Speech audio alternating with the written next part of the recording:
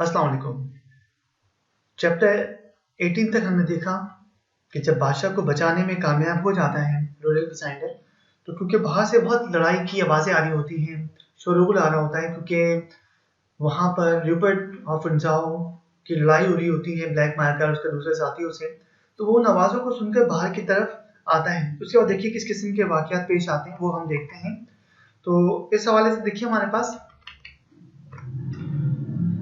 He sees Rupert on the bridge. जब वो बाहर आता है, देखता है कि रूपर्ट जो है वो इस वक्त ब्रिज पर खड़ा हुआ है। Holding at bay, hold at bay का मतलब होता है दूर रखना, परे रखना। Holding at bay the servants of Michael, कि ब्लैक माइकल के मुलाजमीन जो है उस पर हमला करना चाह रहे हैं और वो उनको अपने से दूर रख रहा है।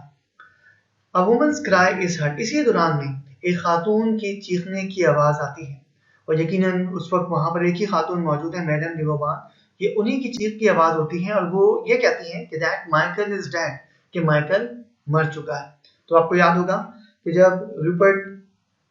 मैडम लिवोबान के कमरे में था और उसको वापस जाने के लिए कहते हैं ब्लैक माइकल, लेकिन फिर वो वापस वहाँ पर एंटर होता है दोबारा से। जो है वो मैडम लिवोबान मदद के लिए जब ब्लैक माइकल को पुकारती है, तो वहाँ ये लड़ाई होती है जिसमें ब्लैक माइकल जो है वो रूपर्ट के हाथों मारा गया है। फिर कहते हैं कि there is also the sound of Sapt's party, इसके साथ ही सैड जो अपने लोगों के साथ था, अपने जाबाजों के साथ था, breaking into the far side of the new castle. वो भी न्यू कासल का जो दूसरी तरफ का हिस्सा है, वहां से वो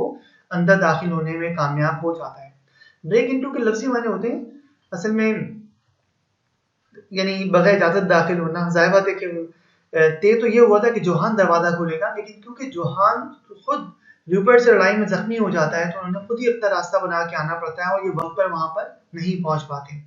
madam de Mauban appears on the far side of the bridge. अच्छा, पुल के दूसरी तरफ जो है वो मैडम लिवोबान नजर आती हैं एंड डिटरमिन्ड, उनके चेहरे पर बड़ा गुस्सा था, तो बड़ी पुरअज़्म नजर आती हैं टू इवेंज माइकल्स डेथ, क्योंकि आपको याद होगा कि वो ब्लैक माइकल को पसंद करती थी और जब ब्लैक माइकल रूपर्ट के हाथों मारा जाता है, तो वो भी इंतकाम लेने में बिल्कुल अंधी हो जाती हैं और वो एक रिवॉल्वर लेकर जो है रूपर्ट को मारने के लिए आती हैं। Fires a revolver at Rupert, और वो रूपर्ट की तरफ गोली चलाती हैं। हर फर्स्ट शॉट मिसेस, जब वो पहला निशाना लेती हैं तो उनका ये निशाना मिस हो जाता है। And she takes a more deliberate aim for her second, और दूसरी मरतबा वो बहुत संभल के निशाना लेती हैं ताकि वो रूपर्ट को मार सकें। लेकिन पहली मरतबा तो निशाना जब उनका खता होता है, तो उस वक्त रूपर्ट इस कदर अजीब व गरीब शख्सियत का मालिक है कि वो हंसता है और हंसने के बाद वो ये कहता है कि तुम कभी भी मुझे मार नहीं सकती। लेकिन उसके बाद जब वो दोबारा से निशाना लेने की कोशिश करती है, तो उसके बाद वो उसी मोड़ में, उसी खंदक में छलांग लगा देता है ताकि वो वहां से निकल भागे। तो रूपर्ट डाइव्स इनटू द मोट। जब वो दूसरा निशाना लेने लगती हैं, तो रूपर्ट है तो बहुत बहादुर लेकिन बेवकूफ नहीं है, तो अब वो दोबारा अपनी जान बचाकर मोट के अंदर उसी पानी से भरी खंदक में छलांग लगाता है एंड स्विम्स अवे, और वहां से तैरता हुआ दूर निकल जाता है। क्योंकि आपको याद है कि उसी मोड में उसको वो रस्सी भी मिल जाती है जिसकी मदद से रिजाइंडल जो है वो इसमें इसी खंदक में एंटर हुआ होता है। तो रिजाइंडल स्विम्स एंड इन परस्यूट, कि रिजाइंडल भी इन परस्यूट उसके पीछे पीछे तैरता हुआ जाता है। तो इसके हाथ में रिवॉल्वर होती है, फेंक देता है और पीछा करता है ताकि वो किसी सूरत भी रूपर्ट को अपने हाथ से ना निकलने दें, और आखिर यही वो बदमाश बचा है, बाकी सारे तो अपने अंजाम को पहुंचे हैं। एंड चेजेस हिम, और रिजाइंडल जो है वो पीछा करता है उसका when he leaves the moat to escape through the forest। और फिर जैसे मैंने आपको बताया कि रूपर्ट को वो रस्सी मिल जाती है जिससे रिजाइडल जो है इस मोड में दाखिल हुआ था, वो उसी रस्सी की मदद से इस मोड से बाहर निकलता है और जंगल के रास्ते से भागने की कोशिश करता है। The wounded Residel cannot overtake him। अच्छा, ओवरटेक आपने देखा, पकड़ना। अच्छा, क्योंकि रिजेंडल जख्मी हो चुका है पहले कई लड़ाइयों में, तो वो चाहता है कि उस तक पहुंचे, वो उस तक पहुंच नहीं पाता, तो वो पीछे से उसको आवाज लगाता है कि बुज़दिल तुम भाग रहे हो। लेकिन जैसे वो इस तरह की आवाजें लगाता है, तो but Rupert seizes a horse from a farm girl, कि रूपर्ट जो है वो एक वहीं करीब में कोई किसान लड़की होती है, वहां पर उससे वो एक घोड़ा छीनता है एंड राइड्स बैक टू रिजाइंडल। और वो इसकी आवाज सुनकर कि रिजाइंडल मुझसे क्या कह रहा है, वो वापस आता है। यानी देखिए कि कितना निडर है, कैसे पता है कि कुछ भी हालात हो सकते हैं और हालात बहुत बिगड़ रहे, लेकिन फिर वो इसके पास आ जाता है। रिजाइंडल अटैक्स हिम फैस्टली, कि रिजाइंडल जो है बड़ी बेरहमी से जो है वो उस पर हमला करता है कि इस आखिरी फसाद की जड़ का भी खात्मा कर सके। Enough to gash his face, वो कोशिश करता है कि उसके चेहरे पर जख्म लगा सके अपने खंजर से, but would be at a hopeless disadvantage if the fight continued. लेकिन अब जब इन दोनों के दरमियान लड़ाई जारी होती है तो लगता यह है कि अगर ये लड़ाई जारी रहेगी तो रिजाइंडल क्योंकि जख्मी भी है और रूपर्ट बहुत खतरनाक भी है, तो हो सकता है कि नुकसान रिजाइंडल को ना पहुंच जाए।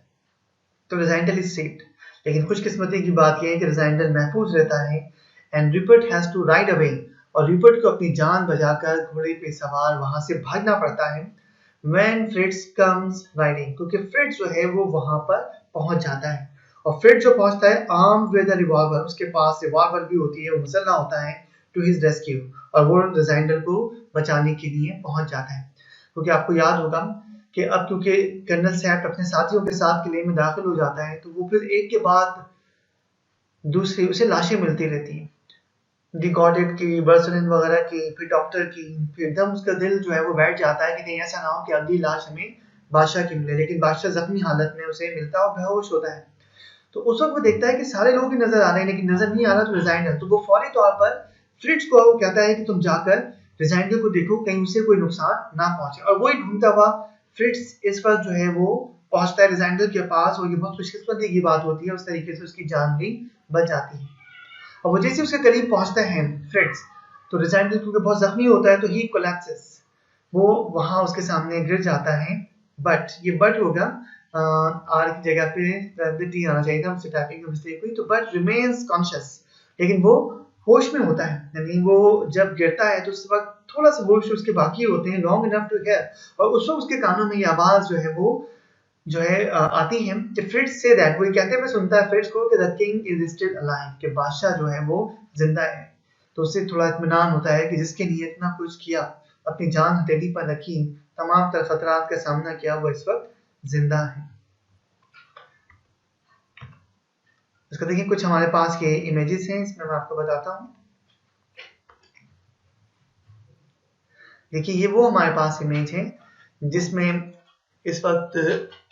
रिपर्ट जो है वो ब्रिज पर खड़ा हुआ है और ब्लैक माइकल के बाकी साथी इस पर हमला कर रहे हैं, और ये वहां पर उसको कत्ल करके इस वक्त आ चुका है। ये आप देख रहे हैं इस वक्त,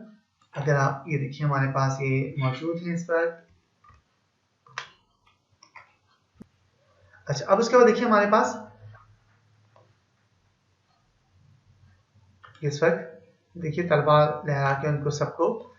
लड़ने के लिए, बिल्कुल किसी किस्म का डर नहीं है। अच्छा, अब उसके बाद देखिए हमारे पास कि लेकिन उसी दौरान बात आती है, ये मैडम डिबोबान ही की होती है कि माइकल जो है डिबोबान है, और मैडम डिबोबान जो है वो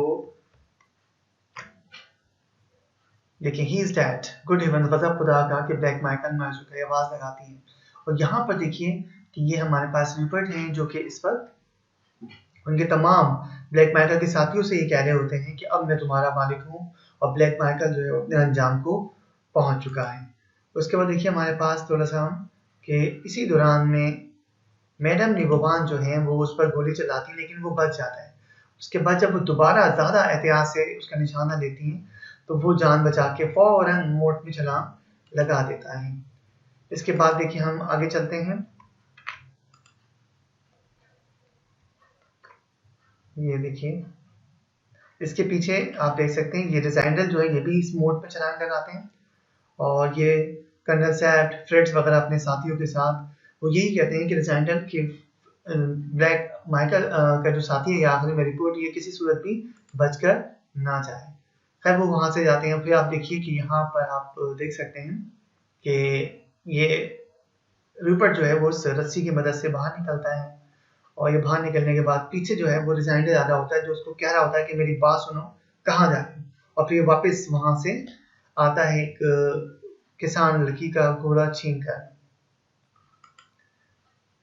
देखिए यहाँ पर हम देखते हैं,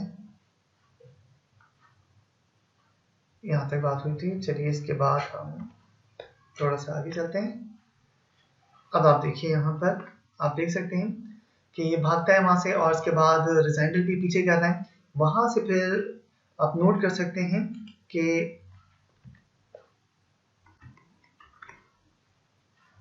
देखिए कि वो एक किसान लड़की से घोड़ा छीनता है और वो वहां से और कुछ सिक्के उछाल देता है कि तुम्हारे घोड़े की कीमत है। उसके बाद देखिए जब पीछे से डिजाइनर आवाज लगाता है तो वो वापस उसके पास आता है, उनके दरमियान गुफ्तगू होती है और वो समझता है कि शायद डिजाइनर मेरी ऑफर पर तवज्जो देने के लिए तैयार हो गया है कि मैं जो है अब और लोगों को भी मार देता हूँ, ब्लैक मैकल को तो मार चुका हूँ। तो लेकिन डिजाइनर कहता है कि ऐसा कभी भी मुमकिन नहीं है। अच्छा उसके बाद देखिए ये सिलसिला चलता है आगे इनका, फिर इनके दरमियान लड़ाई होती है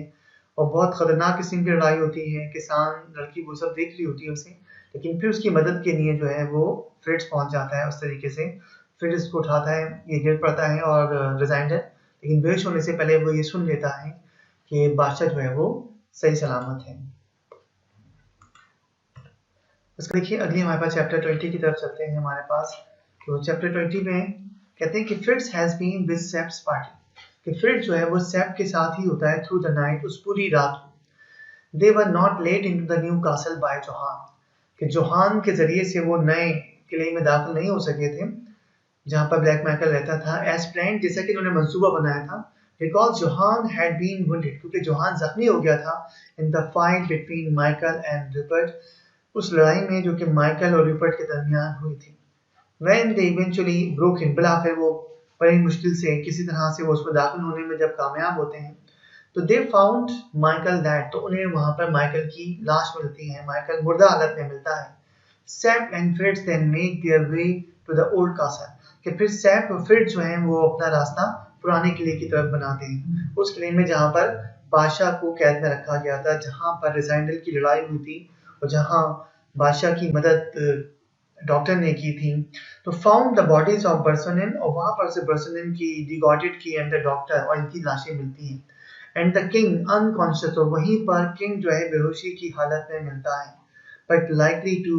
लाइफ, लेकिन इम्कान यही होता है कि वो उस वक्त तक जिंदा रहेगा, बट लाइकली टू लाइफ। सेंट यानी बेहोश होता है, वो समझ जाते हैं कि जिंदा रहेगा, इसका वक्त पर इलाज करने की जरूरत है। सेप सेंड फ्रिट्ज, उसी दौरान में सेप को जब रिजाइंडर नहीं मिलता तो वो फ्रिट्ज को भेजता है इन सर्च ऑफ रिजाइंडर, रिजाइंडर की तलाश में कि जाके देखो रिजाइंडर को खुदा ना खासा कोई प्रॉब्लम तो नहीं है। एंड पुट आउट, वो उसी वक्त एक स्टोरी में तख्लीक कर लेता है कि which will explain the events of the night. वो लोगों को क्या बताएगा, इतने सारे लोग मारे गए हैं, ब्लैक माइकल मारे गए, तो आखिर क्या बताएगा। तो वो एक स्टोरी बना लेता है जिसमें वजाहत की जाती है सारे के सारे वाकयात की, विदाउट डिस्क्लोजिंग द फैक्ट, लेकिन जिसमें किसी सूरत की हकीकत जाहिर नहीं की जाती। और वो हकीकत क्या थी कि that Rassendyll has been posing as the king since the day of the coronation, कि जश्न ताजपोशी के दिन से रिजाइंडल जो है वो असल बादशाह का असल बादशाह तो नहीं है, और ये असल बादशाह का रूप भर के एक नकल कर रहा था, ये बात नहीं बताएंगे, और बाकी सारे इवेंट जो है वो उनकी वजाहत की जाएगी। तो वो क्या थे देखिए, हम इसके आगे चलते हैं।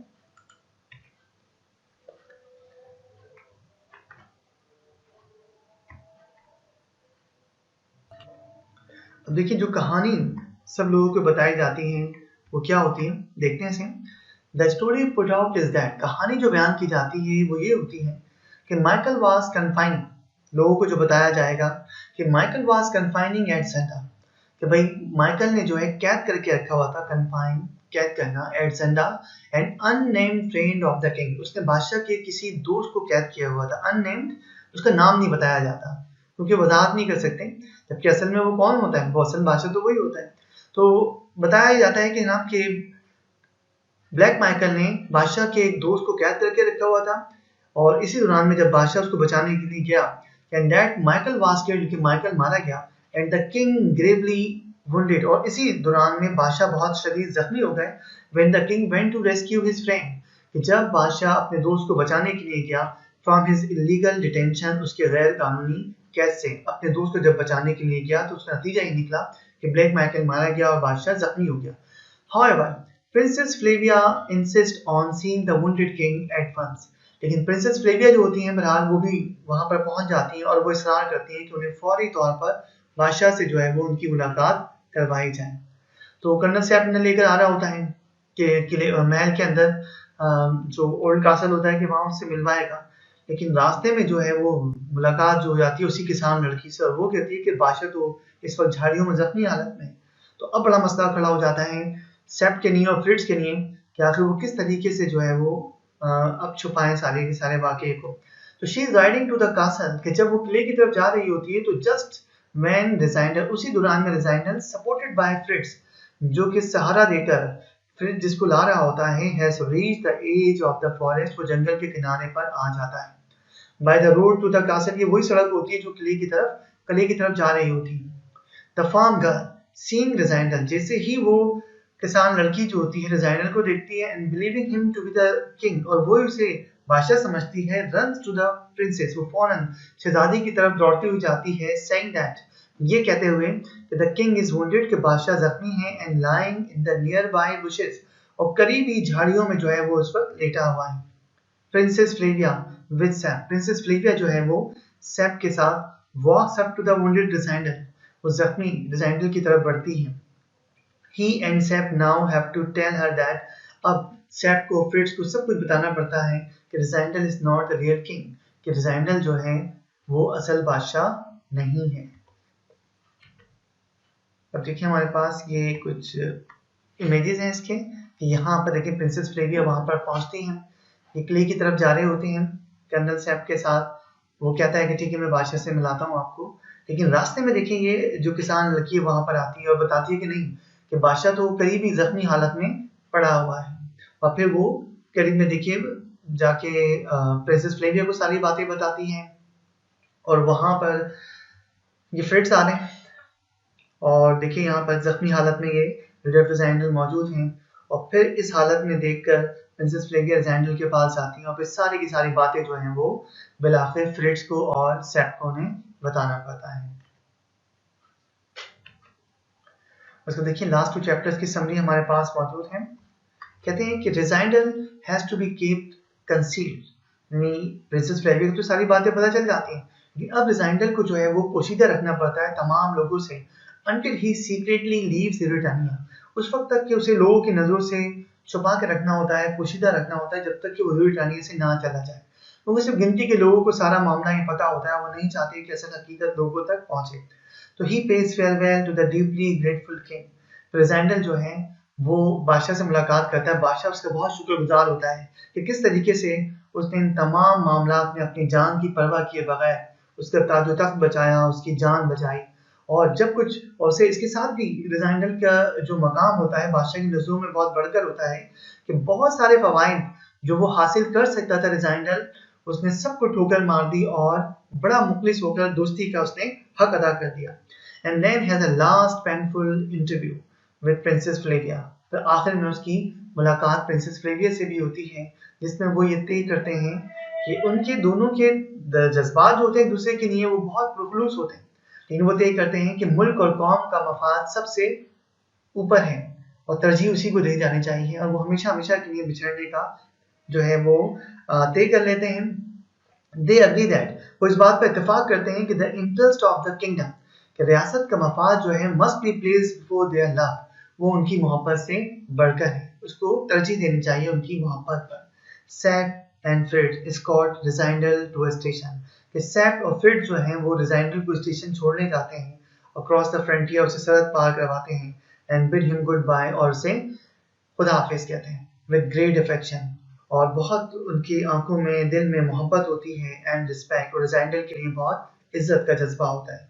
याद रखें कि कर्नल सैप बहुत सब दिल आदमी है, वो बहुत बड़े बड़े मामला से गुजरता है, लेकिन उसकी आंखों में कभी नमी नहीं आती, लेकिन उस वक्त जब वो रिजाइनल को वहां से रुखसत कर रहा होता है तो उसकी आंखों में आंसू होते हैं, और उससे वो क्योंकि ये महसूस कर चुका होता है, देख चुका होता है, पढ़ चुका होता है कि रिजाइनल वाकई बहुत आला दर्जे का इंसान है, जो कुर्बानी देना जानता है, जो दोस्ती का हक निभाना जानता है, तो वो उसको भीगी हुई आंखों से रुखसत करता है। बल्कि वहीं पर रिजाइनल के लिए जुमला कहा जाता है कि तकदीर हमेशा सही इंसान ही को बादशाह नहीं बनाती, यानी किस्मत से असल में तो बादशाह रीडर फैलबर्ग है, लेकिन कहते हैं कि बादशाह तो किसी ऐसे शख्स को होना चाहिए जैसा कि रिजाइनल है, और ये एक बहुत बड़ा ट्रिब्यूट होता है, खराज तहसीन होता है तो रिजाइनल को उस वक्त पेश किया जाता है। तो Rassendyll rest for a time in the Tyrol, अब रिजाइनल कुछ वक्त तो टायरोल में वक्त गुजारता है, आपको याद है कि वही जगह है टैरोल और ड्रेसडेन जहाँ पर वो अपने भाई और भाभी को कहकर आया था कि मैं कुछ वक्त यहाँ पर गुजारूंगा, एक किताब लिखूंगा, उसके बाद जैसा आप लोग कहते हैं मैं जॉब जो है वो